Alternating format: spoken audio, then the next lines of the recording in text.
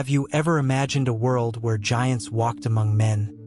Knowledge was practically infinite, and humanity lived for centuries? Before a flood transformed everything, dark secrets shaped our destiny. Get ready to uncover ancient mysteries and events that changed history forever. Imagine a newly created world where every detail is a masterpiece of perfection. God, in his infinite love and wisdom, formed man from the dust of the earth and breathed into his nostrils the breath of life, creating Adam, the first human. Adam was not just a creature. He was made in the image and likeness of God, endowed with intelligence, emotions, and an eternal soul. For him, God planted a garden in Eden. To the east, a paradise of indescribable beauty. There were fruit trees of every kind, crystal-clear rivers, and a variety of animals living in harmony. God granted Adam the responsibility of tending and cultivating the garden. Additionally, he gave him the authority to name each creature, symbolizing dominion and care over creation. Despite all this abundance, God realized that it was not good for man to be alone. Then he said, "I will make a helper suitable for him." While Adam was in a deep sleep, God took one of his ribs and formed Eve, the first woman. Upon awakening, Adam exclaimed with joy, "This is now bone of my bones and flesh of my flesh. She shall be called woman, for she was taken out of man." Adam and Eve lived in perfect union, not only with each other but also with God. They walked together in the garden during the evening breeze, learning and sharing unique moments with the Creator. They were naked but felt no shame, for innocence and purity filled their hearts. God gave them freedom to eat from all the trees in the garden, except one. "You must not eat from the tree of the knowledge of good and evil, for when you eat from it, you will certainly die." This command was an invitation to trust and obedience, an opportunity to choose to follow God's ways. Eden was more than a home. It was a place where God's original purpose for humanity was fully realized. There was no pain, suffering, or death. Nature was in perfect balance, reflecting the harmony between the Creator and his creation. Adam and Eve had everything they needed for a full and meaningful life. Yet, lurking in the garden shadows was a cunning presence, ready to challenge this harmony and test humanity's faithfulness to its Creator. One day, as Eve walked among the lush trees, a cunning serpent approached. In a soft and suggestive voice, it asked, "Did God really say you must not eat from any tree in the garden?" Somewhat surprised, Eve replied, "We may eat fruit from the trees in the garden, but God did say not to eat or touch the fruit from the tree that is in the middle of the garden, or we will die." The serpent then smiled and said, "You will certainly not die, for God knows that when you eat from it, your eyes will be opened, and you will be like him, knowing good and evil." The serpent's words awakened an intense curiosity in Eve. She looked at the forbidden fruit and saw that it was pleasing to the eye and desirable for gaining wisdom. Her heart raced as she reached out, picked the fruit, and tasted it. The flavor was sweet, but something immediately changed within her. She offered the fruit to Adam, who was beside her, and he ate it without question. Suddenly, their eyes were opened, and they realized they were naked. Innocence had been lost, and an unfamiliar feeling of shame overwhelmed them. Hastily, they sewed fig leaves together to cover their nakedness.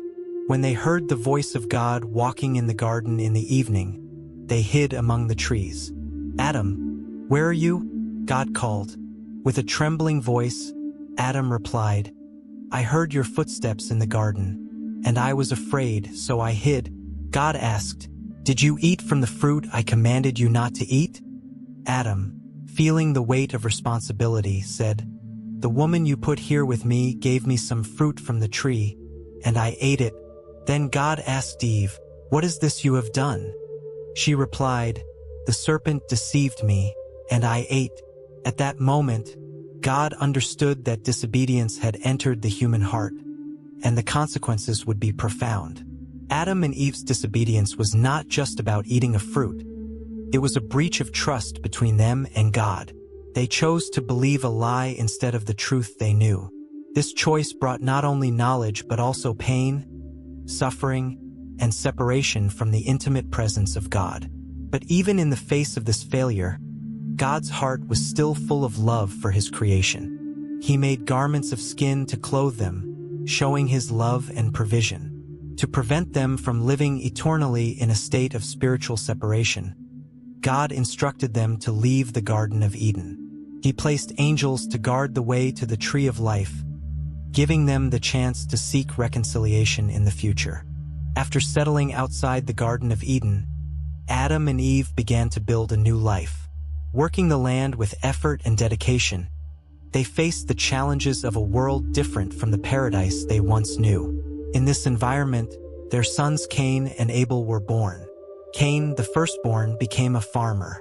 He spent his days cultivating the earth, planting seeds, and harvesting its fruits. Abel, his younger brother, became a shepherd, tending the flocks that provided wool, milk, and meat. Both had learned from their parents about God and the importance of honoring him in all they did. One day, they decided to offer sacrifices to God as a way of giving thanks. Cain brought some fruits from the ground, a portion of his harvest. Abel, on the other hand, chose the best and healthiest sheep from his flock, offering the firstborn and their fat. God was pleased with Abel's offering, but he did not look favorably upon Cain's. Seeing this, Cain became very angry and downcast. God, perceiving his heart, approached him with simple and compassionate words. "Why are you angry? Why is your face downcast? If you do what is right, will you not be accepted? But if you do not do what is right, sin is crouching at your door. It desires to have you, but you must rule over it." Despite this loving counsel, Cain allowed envy and anger to grow within him. He called Abel to go to the field, and there, in a moment of uncontrolled fury, he attacked his brother and took his life. This was the first act of violence between human beings, a tragedy that demonstrated how sin can corrupt the heart and lead to devastating actions. Later, God asked Cain, "Where is your brother Abel?" Cain replied evasively, "I don't know. Am I my brother's keeper?" Then God said, "What have you done? Your brother's blood cries out to me from the ground." God explained to Cain that, because of his action, the earth would no longer yield crops for him as before, and he would become a wanderer on the earth. Desperate, Cain said, "My punishment is more than I can bear. Whoever finds me will kill me." But God, showing mercy, placed a mark on Cain to protect him, stating that no one should kill him. This episode teaches us about the consequences of failing to control negative emotions such as envy and anger. God shows us that it is important to do what is right and master the feelings that could lead us to harm others. Even when we fail, He is willing to guide us and offer paths to redemption. As Cain departed for the land of Nod, east of Eden, Adam and Eve's family continued to grow, and new challenges and stories emerged in humanity's journey. After the expulsion from Eden and the tragic episode between Cain and Abel, humanity began to spread across the earth. Adam and Eve had another son, Seth, when Adam was 130 years old. Eve said, "God has granted me another child in place of Abel. Since Cain killed him, Seth grew and became the father of Enosh." It was in this time that people began to call upon the name of the Lord more fervently, seeking guidance and communion with God amidst the challenges of a new world. After his exile, Cain settled in the land of Nod, east of Eden. There, he met his wife and built a city, naming it Enoch after his firstborn son. This city is considered one of the first human attempts at urban organization. People began to gather, sharing knowledge and skills, forming communities that would lead to the rise of the first civilizations. Cain's descendants became notable for their cultural and technological contributions. Jabal, son of Lamech and Ada, was the father of those who live in tents and raise livestock, indicating the rise of pastoral nomadism. His brother Jubal became the father of all who play the harp and flute, introducing music and the arts into human society. Tubal-Cain, son of Lamech and Zillah, was a master in forging all kinds of bronze and iron tools, advancing metallurgy and technology in that era. These advancements allowed the first civilizations to flourish. People learned to cultivate the earth more efficiently, developed irrigation techniques, and began to raise animals on a larger scale. Cities became centers of trade and culture, where ideas and goods were exchanged. Humanity was exploring its God-given potential to rule and care for the earth, as Adam had been instructed. However, along with material progress came moral and spiritual challenges. Pride in achievements led many to stray from God's ways. Injustice and violence began to spread. Lamech, a descendant of Cain, boasted to his wives Adah and Zillah, "Listen to me, wives of Lamech. I have killed a man for wounding me, a young man for injuring me. If Cain is avenged 7 times, then Lamech 77 times. This attitude reflected growing arrogance and disregard for human life. Meanwhile, Seth's lineage maintained faith in God. Enosh, Adam's grandson, was one of those who began the practice of calling on the name of the Lord, seeking divine guidance. Later, Enoch, a descendant of Seth, walked so closely with God that he was no more, because God took him away.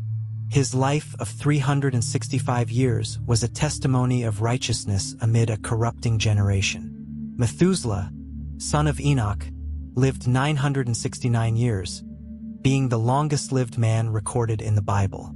His name means, when he dies, it will come, and his death coincided with the year of the flood, indicating a prophetic connection. Lamech, Methuselah's son, fathered Noah and said upon naming him, "He will comfort us in the labor and painful toil of our hands caused by the ground the Lord has cursed."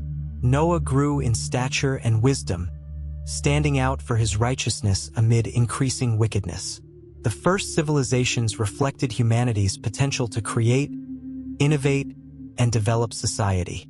Knowledge was passed down from generation to generation, and people explored the gifts God had given them. However, the human heart also inclined toward evil, and many used their skills for selfish purposes.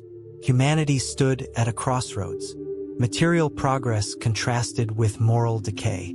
God watched with sadness at the path his creatures were taking, yet he also saw the faithfulness of some who remained righteous. Significant events were about to unfold, forever changing the course of human history. As humanity multiplied on the earth, something mysterious and intriguing began to happen. The sons of God noticed that the daughters of men were beautiful, and, captivated by this charm, they united with them, forming marriages and bearing children. These children became known as the Nephilim, a word meaning giants or fallen ones. They were men of great stature and strength, renowned heroes who marked the history of that time. The Nephilim stood out not only for their impressive physical appearance, but also for their extraordinary deeds. Legends about them spread quickly, and many admired them as near-mythological figures. They possessed advanced abilities and knowledge, and some believed they held secrets about the heavens and the earth beyond common understanding. However, despite their apparent greatness, the presence of the Nephilim contributed to the intensification of moral corruption on earth. Their influence often led people away from God's paths. They used their strength and status to dominate others, and violence became even more widespread. The values of justice, compassion, and humility were often ignored, replaced by pride, arrogance, and oppression. Leaders and rulers, fascinated by the Nephilim, sought alliances with them, resulting in dangerous pacts and unjust practices. Society, already facing moral challenges, was now deeply affected by the influence of these giants. Idolatry grew, and many began to worship not only handmade idols but also to exalt the Nephilim as superior beings. God watched with concern as humanity's path unfolded. He saw that the wickedness of humankind was great on the earth, and every inclination of the thoughts of their hearts was only evil all the time. The presence of the Nephilim was a symptom of a deeper problem: the rejection of divine teachings and a departure from the original purpose for which humanity was created. Meanwhile, Noah continued to walk with God, remaining upright amid a corrupt generation. His life was a striking contrast to the world around him. Noah was the father of 3 sons, Shem, Ham, and Japheth. Together, they formed a united family, sharing in the teachings and values passed down by Noah. He taught his sons about justice, love for others, and the importance of following God's ways. While society surrendered to depravity, Noah and his family dedicated themselves to living in a way that pleased the Creator. God, observing the widespread corruption, saw in Noah an opportunity to renew hope in humanity. He decided to reveal to Noah his plan to cleanse the earth through a flood, but also to save him and his family so a new beginning would be possible. God spoke to Noah clearly and compassionately. "The earth is filled with violence because of men. I will destroy them along with the earth. Build an ark of cypress wood. Make rooms in it and coat it with pitch inside and out." The ark would be large enough to house Noah, his family, and a pair of each animal species on earth, ensuring the preservation of life after the flood. He also said, "I will establish my covenant with you. Enter the ark, you and your wife and your sons and their wives." Noah received this mission with reverence and obedience. Even without fully understanding how this great flood would come to be, he trusted wholeheartedly in God's words. He knew that no matter how challenging the task was, God would be with him. Without hesitation, he shared the news with his family, who joined him in building the ark. Following God's guidance, Noah began the monumental task of constructing the ark. It was a gigantic project, an impressively large vessel made of cypress wood and coated with pitch inside and out to ensure its waterproofing. God had given precise instructions. The ark was to be 300 cubits long, 50 cubits wide, and 30 cubits high, with 3 decks, a window at the top, and a side door. Every detail was significant and demonstrated divine care in preserving life. For many years, Noah and his sons, Shem, Ham, and Japheth, tirelessly dedicated themselves to the construction. With each hammer stroke and each plank positioned, they strengthened their faith and obedience. The task was not only physical but also spiritual. Noah knew he was part of a greater plan, an act of redemption for humanity and creation. While working, Noah also warned those around him of what was coming. With compassion, he invited all to repentance and to turn back to God. But instead of listening, many mocked him, saying, "Why build such a big boat on dry land? Where is this rain you speak of?" Disbelief and indifference were widespread. Despite the criticism and isolation, Noah persevered. The construction of the ark was not only a physical undertaking but also an expression of hope and commitment to humanity's future. As the ark took shape, something extraordinary began to happen. Animals of all kinds, both large and small, began arriving in pairs and groups of 7, just as God had instructed. They came from all directions, guided by a divine instinct. Lions walked alongside lambs, exotic birds flew and landed peacefully, and reptiles slithered toward the entrance of the ark. This scene should have been a clear sign to everyone that Noah's words were true. Even in the face of this inexplicable phenomenon, most people remained skeptical. They preferred to continue with their routines, ignoring the signs around them. Noah made one last appeal, raising his voice and saying, "Now is the time to turn to God. The door of the ark is still open for those who wish to save their lives and the lives of their families." But laughter and scorn were the dominant responses. As time ran out and signs of the flood approached, Noah remained steadfast in his mission, preparing for the decisive moment when the ark would fulfill its purpose. With everything ready, God said to Noah, "Go into the ark, you and your whole family, because I have found you righteous in this generation. In 7 days, I will send rain on the earth for 40 days and 40 nights, and I will wipe from the face of the earth every living creature I have made." Noah, his wife, his sons, and his daughters-in-law entered the ark, bringing with them the designated animals. Then, in a solemn gesture, God closed the door of the ark. The moment of decision had passed, and the fate of those left outside was sealed. The sky, once clear, began to darken with heavy clouds forming on the horizon. A deep silence took hold of the environment, as if nature awaited what was to come. As the first drops of rain began to fall, humanity could not fathom the magnitude of what was about to happen. The approaching flood was not merely a climatic event, but a landmark that would forever change the history of the earth and humanity. The first drops of rain began to fall, timid at first, but quickly turning into an overwhelming torrent. The springs of the great deep burst forth, and the floodgates of the heavens were opened. For 40 days and 40 nights, the rain fell unceasingly, and the waters rose, covering even the highest mountains.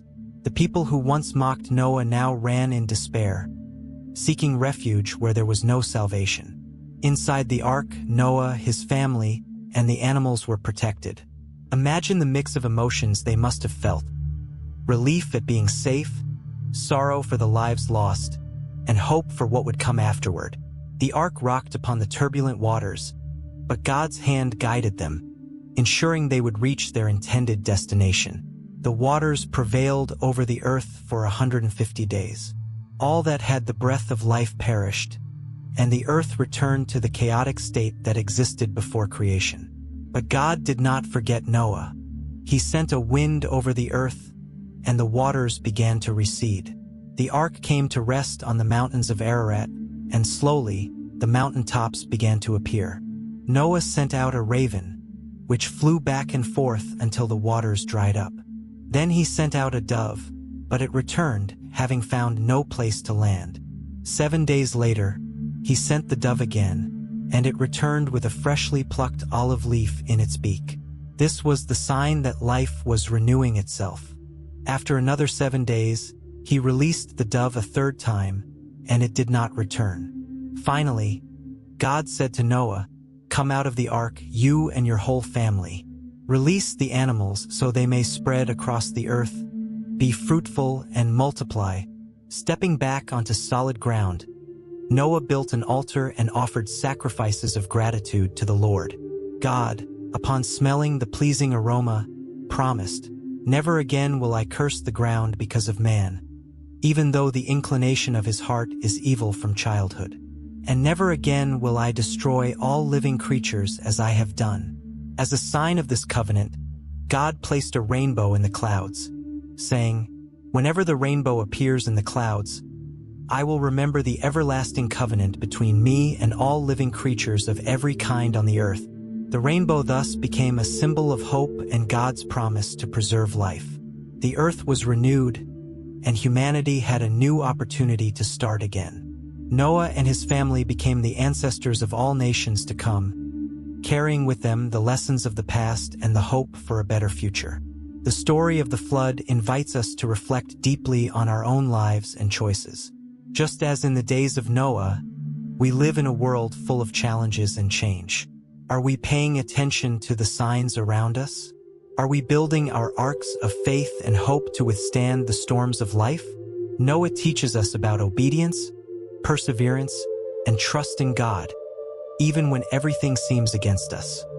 He was not swayed by the corruption around him, but held firm to his principles.